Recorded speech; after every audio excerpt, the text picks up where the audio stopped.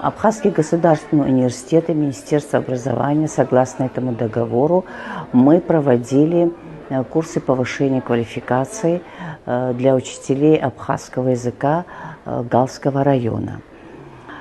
Из 39 учителей, которые преподают абхазский язык в Галском районе, 29 учителей сегодня получили свидетельство о том, что они прошли курсы повышения квалификации.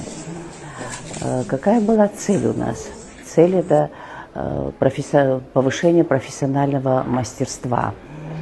Это обмен опытом, это применение новых технологий, правильное внедрение их на уроках.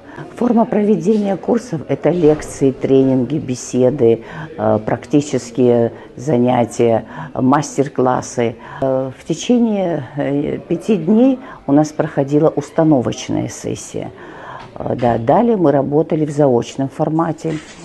Каждый слушатель писал реферат, это была обязательная письменная работа.